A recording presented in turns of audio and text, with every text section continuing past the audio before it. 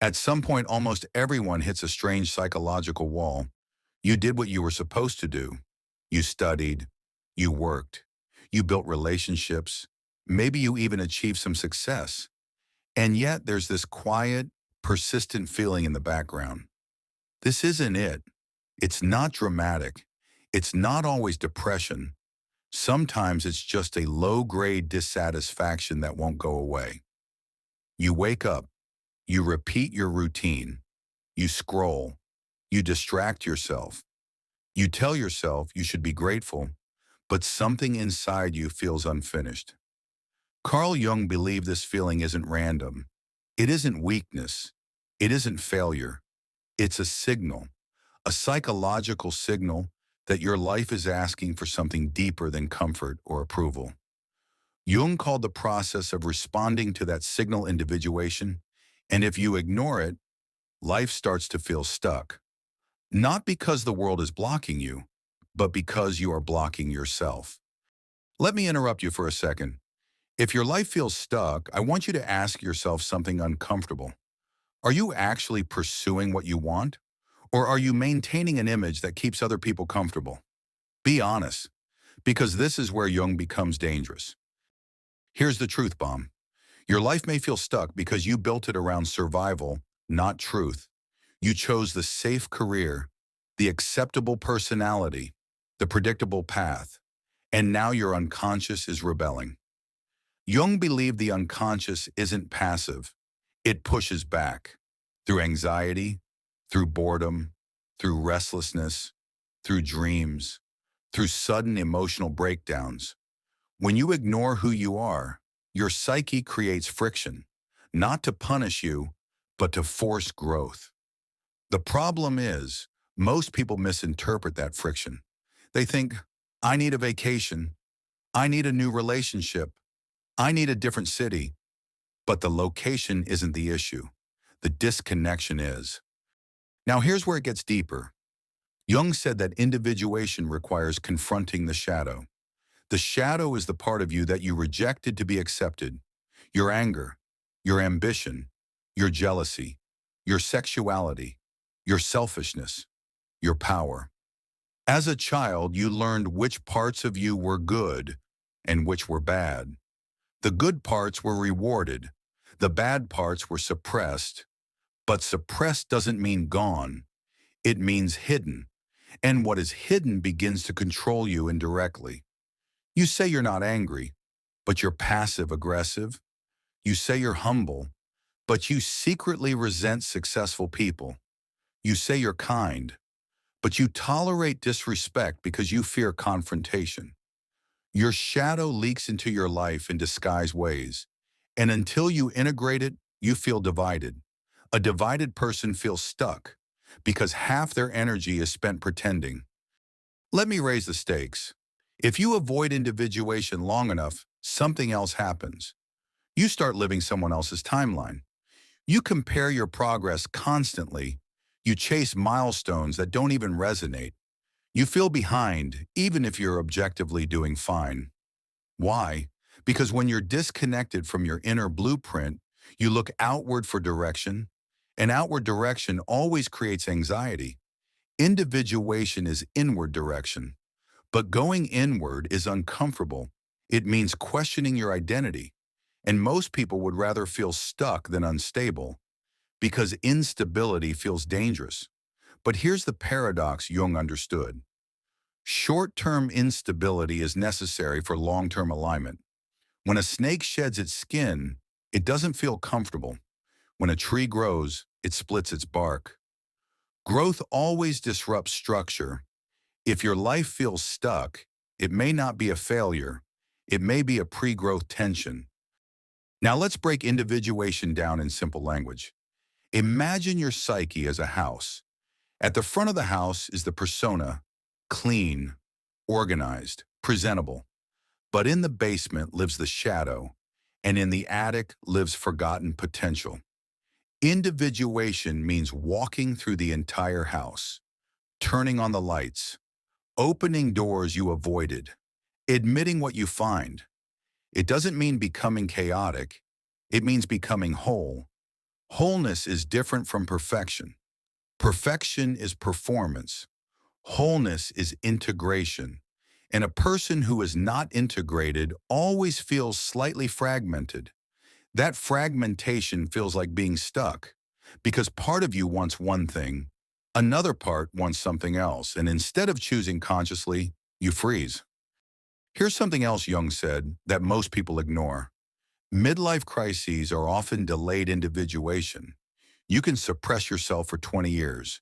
You can perform success perfectly, but eventually the unconscious demands expression. That's why people wake up at 35 or 45 and suddenly question everything. It's not madness. It's the psyche saying, you built a life without me.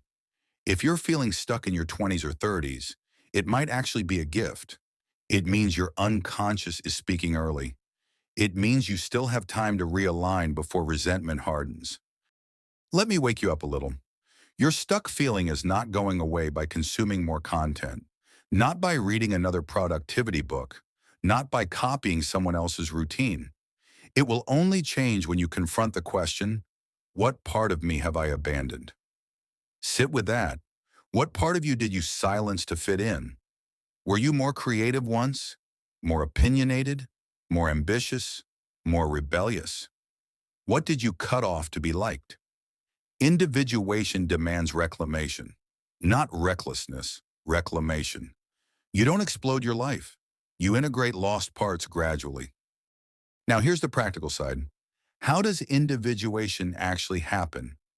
First, awareness. You begin noticing your projections.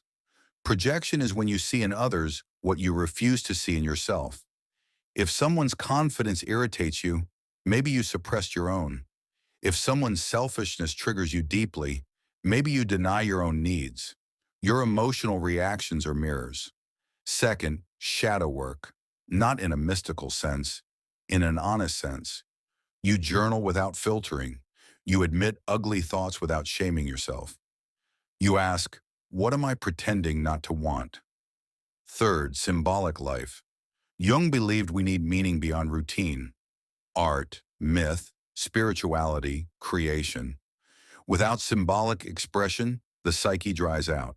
A dry psyche feels stuck, even if life looks full. Fourth, conscious choice.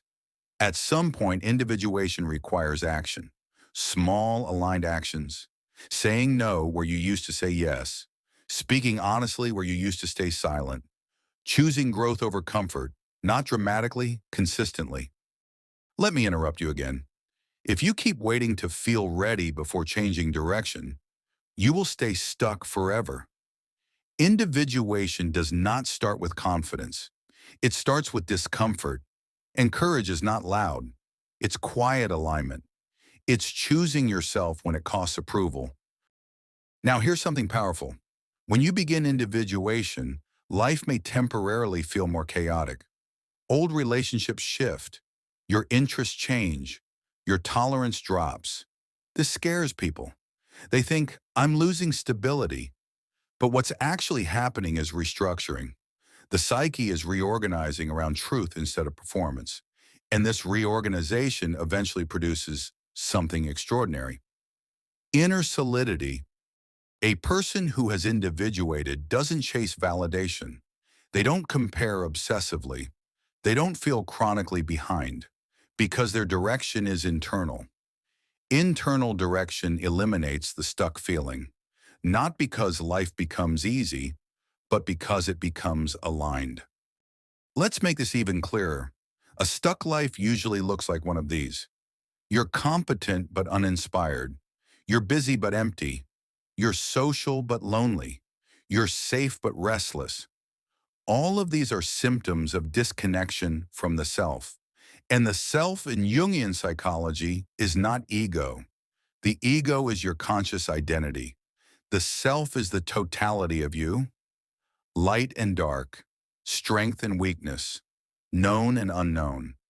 Individuation is the ego aligning with the self. When that alignment happens, energy returns, motivation returns, creativity returns, because you are no longer fighting yourself. Now I want you to imagine something. Imagine continuing exactly as you are for the next 10 years. Same patterns, same fears, same avoidance. Does that feel peaceful or does it feel heavy? That heaviness is not destiny, it's postponement. The longer you postpone individuation, the louder the stuck feeling becomes, until eventually it becomes crisis. You don't want crisis, you want conscious growth. So here's your practical takeaway. If your life feels stuck, don't immediately change your environment. Change your honesty. For the next 30 days, practice radical self-observation. When you feel irritated, ask why. When you feel envy, ask what it reveals. When you feel bored, ask what part of you is underused. Start small. One aligned action per week, one boundary, one honest conversation, one creative experiment. Individuation is not a dramatic leap. It's a series of truthful adjustments. Over time, those adjustments compound, and slowly the stuck feeling dissolves, not because you escaped your life, but because you entered it fully.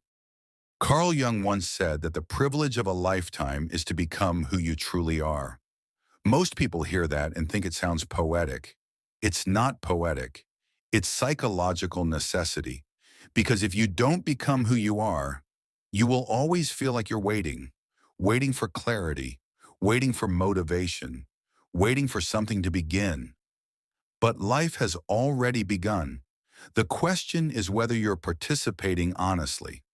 If this resonated with you, if it made you reflect even slightly, then you're already closer to individuation than you think. And if you want more deep psychological breakdowns like this, make sure you subscribe to the channel. Because the next step in your growth might just be one insight away.